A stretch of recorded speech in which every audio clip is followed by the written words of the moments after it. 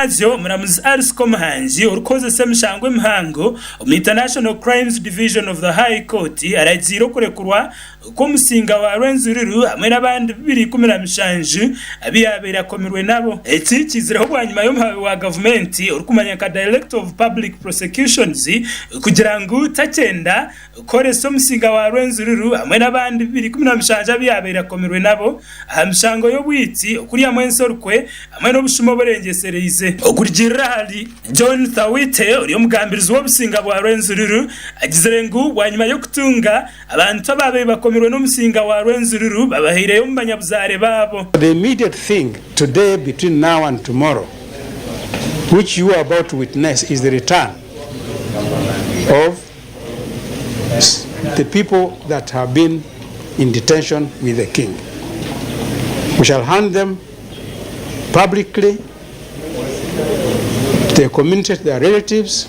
We are arranging a venue where we shall receive them, because we expect a big turnout. Ogu yayongera jirangu Omusinga wa Rwenzururu buriye n'ubukore cy'uko basikacona kurebekangu bagara hwenje yo Omusinga abukube yaberereho ekukiwa bomu. As you are aware, his royal residence was burnt down, so it means that we must find him another shelter. Now the shelter finally will be part of the medium or long term. But as we speak now, we already have land which government purchased at 150 million shillings about a year ago. It's titled Designed to Establish, construct a royal residence for the king, which will be separate from the palace. The palace is going to be part of the long term. Honorable Ferigo Kambale uri munyeshengera aba municipality ya Kasese agizerengo bo Abebembezi bazakore kiriko basikacona kurebekango Omusinga wa Rwenzururu Charles Wesley Mumbere yatungenju eri kumuheise kitini sanko Omusinga. The real palace has never been constructed. So I'm thinking that we can take this opportunity now to have a good palace constructed, because the house the Omusinga was staying in had been in existence for over 40 years. So to me it was a very old house before it even got its problems, but that was not a good house to befit the position of a king.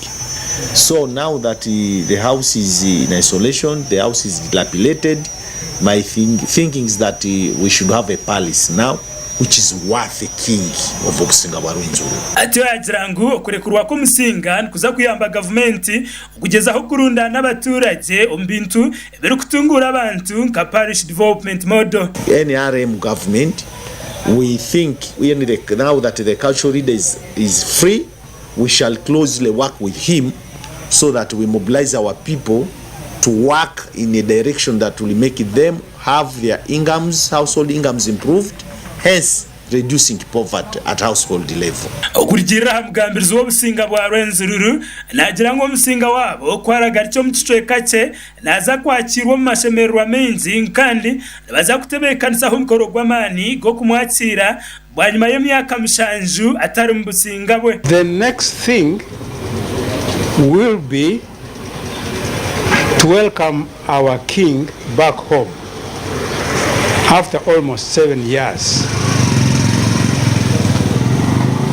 But we cannot just pick him like a piece of, chess pawn from where he is to Kasese or the Rwenzururu region or to his kingdom. He deserves a befitting welcome. Amakuraga gasha kwa Gerard Muhindo, our Sky TV, Agenshong.